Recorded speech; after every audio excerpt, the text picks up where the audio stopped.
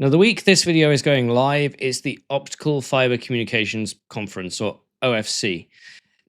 OFC has gotten really big in recent years because we're in this golden age now where the concept of using light to connect two chips together rather than, say, electrons over copper is becoming more important than ever.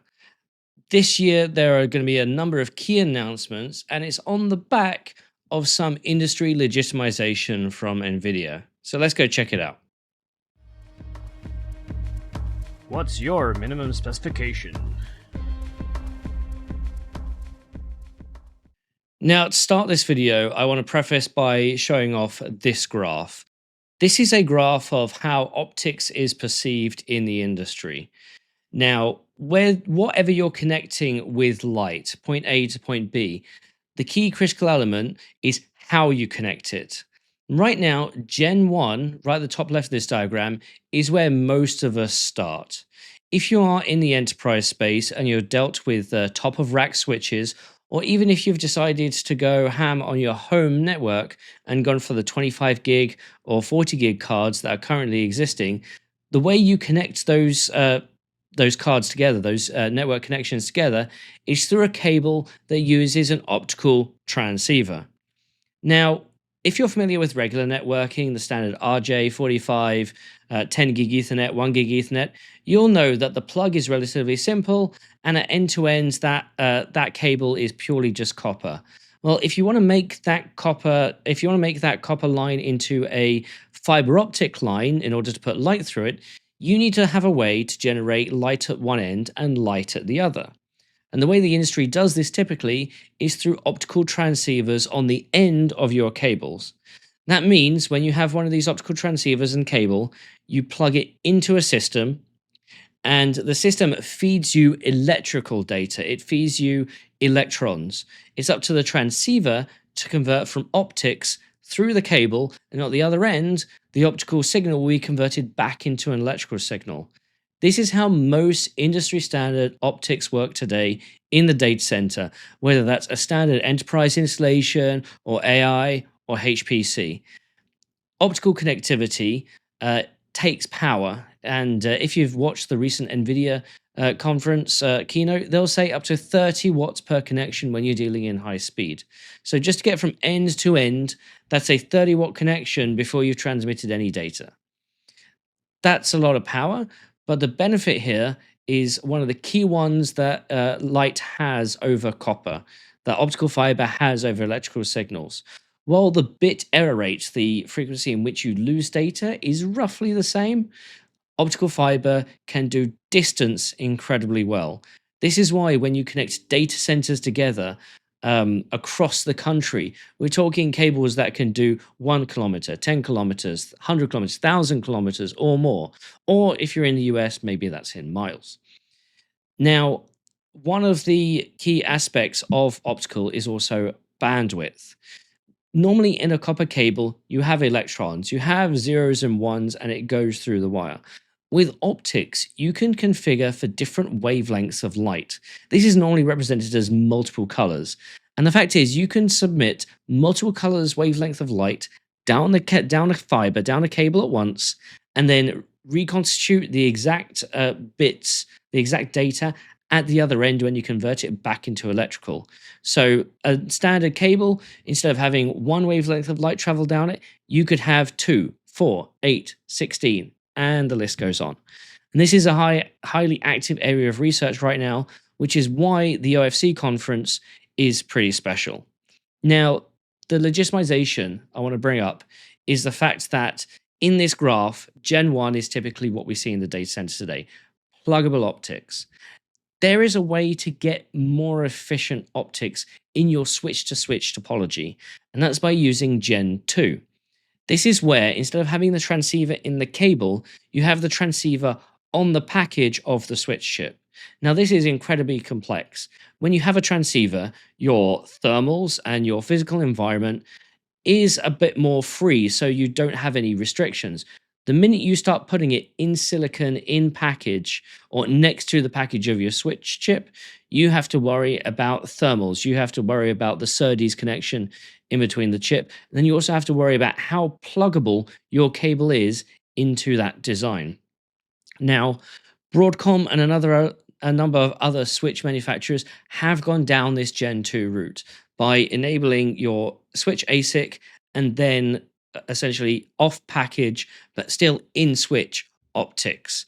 We've seen this with the Broadcom Tomahawk 5, which is a chip they actually made in 2022, but they're now promoting it this year.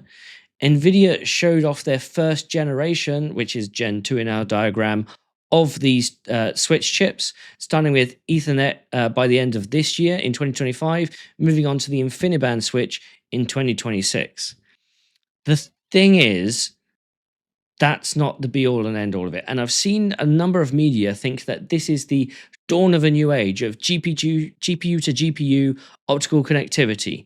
Right now, NVIDIA is only talking about switches, not about GPUs. In fact, in a conversation, in an analyst Q&A with NVIDIA CEO Jensen Huang, this topic was broached about having optics directly in the GPU, so you can now communicate GPU to GPU optically. His response was a pretty emphatic: copper works, and copper is cheap. Having an electrical signal for large scale up build out is a key critical part to NVIDIA's plan. This means that when you scale up a rack so that your single unit of compute is as big as possible before you scale out to many racks, NVIDIA is key in having this enabled through copper as much as possible. Right now, with the NVL 72 or the future NVL 576 with Vera Rubin, the whole point here is that as long as you keep the compute close together, you can use high-speed electrical copper cables at around 400 gig, 800 gig. I think the general consensus is it won't really work at 1.6 gig. And the minute you need more bandwidth, you just plug in more cables. The problem there is you might need more bandwidth. The latency can be similar, but you might need more bandwidth. The other factor is those cables can weigh a ton. NVIDIA is saying that their NVL72 system is 3,000 pounds in weight. So what's that? About 1,350 kilos, 1.3 tons. That's a lot of weight, and optical cables, by comparison, are pretty much weightless in that regard.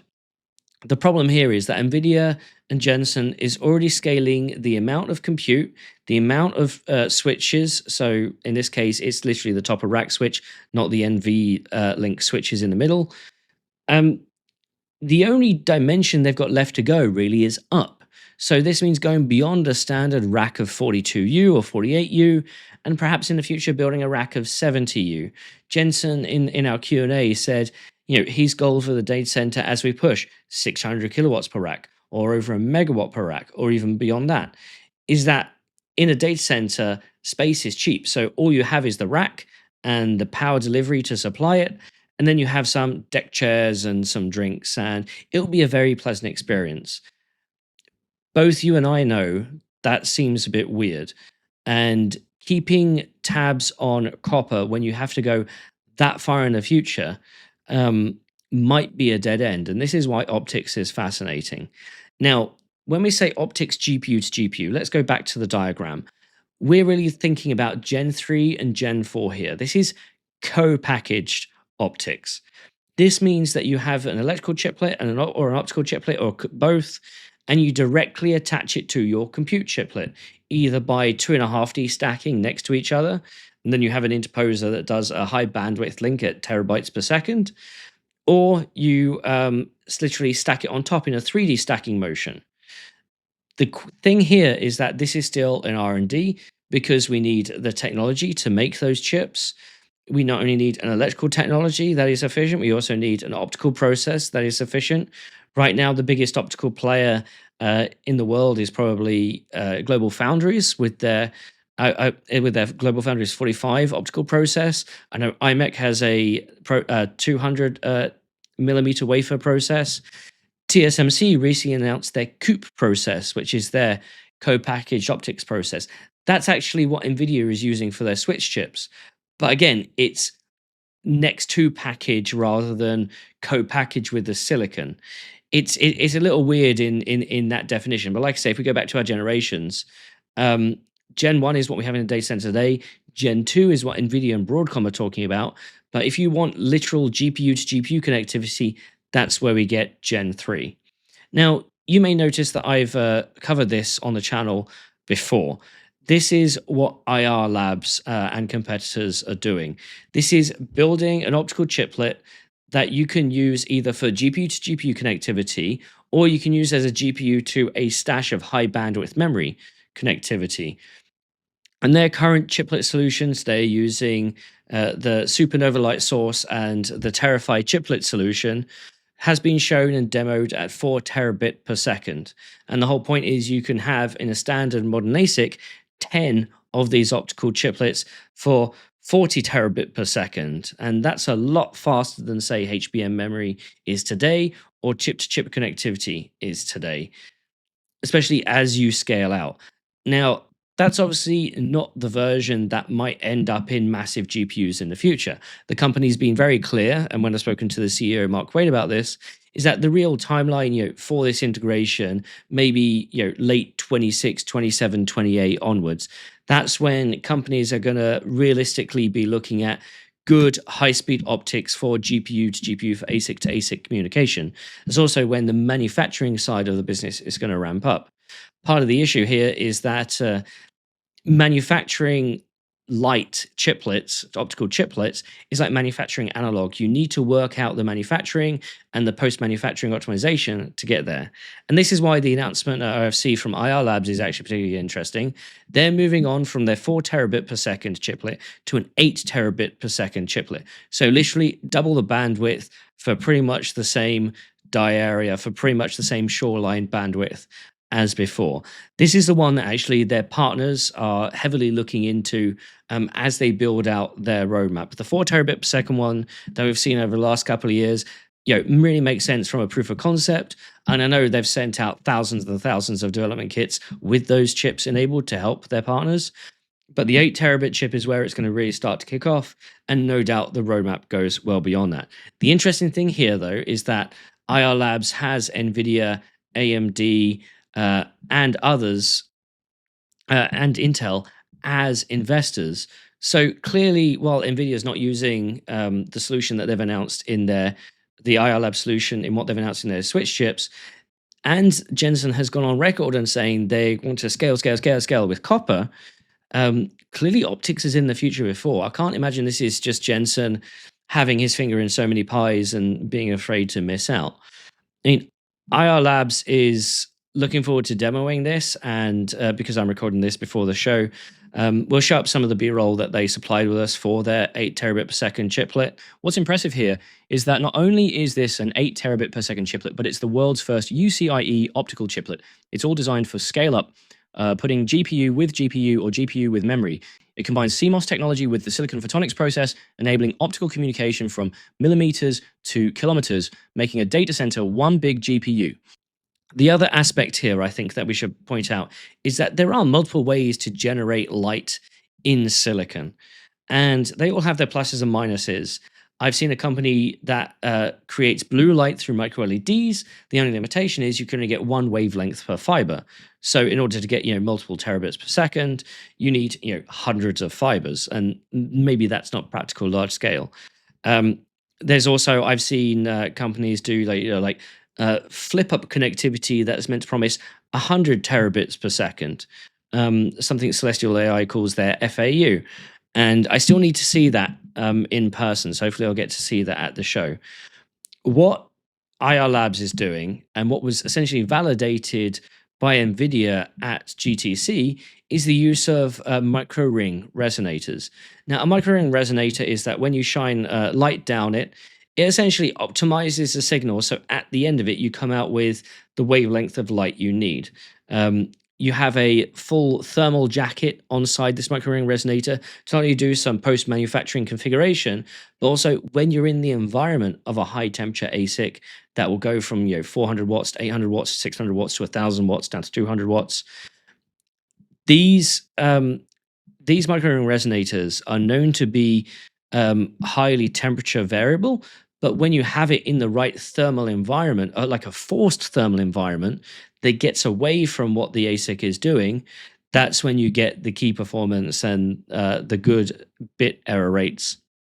And ultimately, if you can, the long distance that these solutions will be able to provide. And that's something that Ayar Labs is working on. And the fact that NVIDIA has included this in the Spectrum X CPO design and their future Quantum X for InfiniBand CPO design validates the use of a technology by a large company at scale, because they're going to sell billions of dollars of those switches over the next couple of years. So it's only a matter of time before that technology gets into that sort of Gen 3 and Gen 4 in our generation diagram that we showed at the beginning. That's when it goes into GPUs. That's when it goes into ASICs. That's when it's most important AI design. Now, you're probably not going to get this at home, because at home, copper is fine and the bandwidth is fine for copper. Where this really matters is in data center training. And when we build out lots of GPUs, or even for agentic AI inference, when you need to pool lots of resources together with a high speed, high bandwidth, low latency link, copper only goes so far. You may remember this diagram that I showed back in the video when I was talking about training versus inference and the scale up problem. When you have, you've got your high speed HBM at the bottom and gen on gen on gen, that will increase by 25%, 50%, and the bandwidth will increase.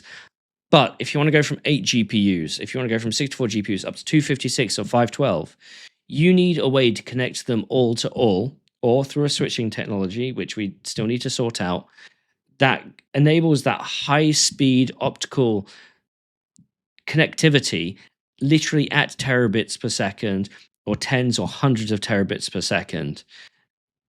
And the expectation is that copper won't do that. So we need to go down this route of optical.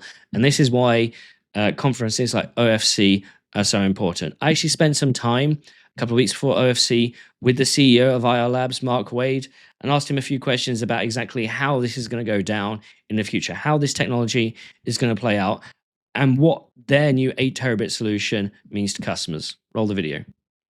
Yeah, look, for kind of optics geeks and photonics people like myself, it's a little bit bizarre seeing the most important AI CEO on the planet on stage talking about microring devices. And you can see behind me pictures of microrings here. Ayar Labs has been a pioneer in microring technology, and actually the chip that we're coming out with right now, there's 256 microrings per chip, all working in unison. And then you put multiple of those chips in a package. You're going to have thousands of micro rings per package, and getting all of that working. There's a lot of difficult technology underneath the hood, but the problems that you solve are huge. So, he talked about silicon photonics coming through a TSMC process. That's a big change compared to the previous photonic technologies coming from kind of smaller, more specialized fabs.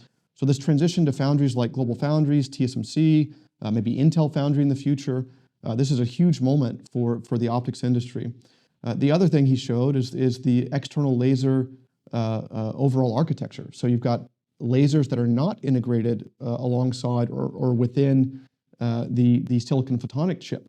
And this sets the stage for an architecture that we've also been pioneering for many years now, and we believe will be the architecture that drives into scale-up fabrics as well.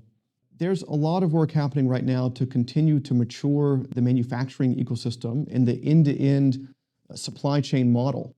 And this is very different than how optics has been done before. So we're really in the process of shifting over towards what looks like a fabless CMOS design model, where you need a high volume foundry like a TSMC, like a Global Foundries, connected to scalable and high quality OSAT functions downstream of that. Wafer level test, wafer level assembly, assembly of all these optical chiplets going into packages and doing optical connections and test, system level test, new kinds of rack scale form factors and where you're putting the lasers and how you're managing these things. There's a lot of moving pieces here that are coming in line, and it's a classic manufacturing maturation problem. You have to run material through this line to learn, to progress. And so I think we'll see all of this happening in the next few years, and we'll see capacity, volumes that can be supported, the reliability and quality of all this material, making dramatic improvements. It's already making dramatic improvements, and I think that'll continue for the next few years. Now, where Ayar Labs is at right now, and this kind of goes back to our positioning and where we want to be a partner in the open ecosystem of optical connectivity, we're announcing a UCIe optical chiplet, and we've got the world's first UCIe optical chiplet that's been brought up in our lab. We're engaging with a number of customers on this already, and we're excited about what that does towards being able to bring our optical chiplet solutions into a number of different customer packages. And so even proving out the feasibility of, there were questions on, is it even possible to build a UCIe retimer optical chiplet where you can maintain the UCIe protocol across a meter, 10 meters, 100 meters, or even a kilometer. And so the demonstrations that we're showing right now and bringing that product forward, we think is very exciting for enabling this growing optically connected open ecosystem. We have visibility into multiple generations of the technology that we're building and the architecture that we're building going forward. So, today we're announcing this 8 terabit per second UCIe optical chiplet. The architecture of that is really part of the key innovation. You have a wide parallel retimed electrical interface. We have a PCS layer that implements the mapping of the electrical interface over to the optical interface. And then we're using these microring devices that have a long path of scaling in front of them. They're very tiny devices. We're nowhere near maxing out the kind of bandwidth density and energy efficiency you can achieve with WDM microring devices. We're already using 16 wavelengths per fiber. We have configurations at 8 wavelengths, 16 wavelengths. And you can imagine that part of this is going down a wavelength per fiber kind of direction. Part of it goes down a bandwidth per wavelength. And then an area where there's a lot of exciting things happening are how many ports per chip. So the ability to scale the connectivity on multiple different dimensions really creates a very rich roadmap. I think of it, if you ask about in my head, what do we think we've got clarity on? I think around a 10-year kind of visibility on the technology. And then in reality, we're all going to be navigating a very exciting and dynamic, evolving AI-driven product roadmap. So we think the technology has legs for quite a long time. And working with the ecosystem to drive all of this has been incredibly exciting. Now, for those of you who follow the channel, you'll know I just love fascinating technology. The fact that this is coming through in the semiconductor space is really important and fun and fascinating and super highly technical, but also really, really cool. I'm following Ayar Labs, of course. I'm following a number of their competitors as well. The fact that NVIDIA's come out and said, we're doing sort of the Gen 2 optics on our switches, kind of like what Broadcom's doing, makes sense. It makes the cables, infinitely cheaper by comparison because you now don't have transceivers in it. There are some questions about serviceability and, the fact that if you have a bad cable or a bad transceiver, you can just take it out in a Gen 1 solution. In a Gen 2, you actually have to go into the switch and manually change it that way. Be interesting to see what the result of the build out of those is. But one thing's for sure, optics is coming. And it's going to be here to stay, and it's going to be important for build out of large scale AI infrastructure in the future. Whether it's training, whether it's inference, there's going to be a lot of focus on how optical connectivity increases bandwidth for GPU to GPU to enable those functions. Agentic AI is massively expanding our requirements in compute, in memory. The fact that you can use optics not only for chip to chip, but also for chip to memory. Right now, a standard HBM stack does 8 terabyte per second of bandwidth. Now imagine having 100 terabytes of high bandwidth memory at 1 terabyte per second bandwidth, or more, 8 terabytes per second, 16 terabytes per second, whatever the future holds. The fact that you can get a lot more memory means that we don't have to keep wasting money and infrastructure on glorified memory controllers as well. All that we have to do to get there is figure out how to do it, how to do it at scale with manufacturing with the right technology. So it's a space I'm going to keep actively interested in, and I hope you are too. If you like this content, there are multiple ways to support the channel. You can like and subscribe this video, and many thanks for doing so. There's also a Patreon, which gives you access to our Discord. There's a merchandise store and a newsletter, links in the description. For all of you who do contribute, thank you. You are keeping me well fed.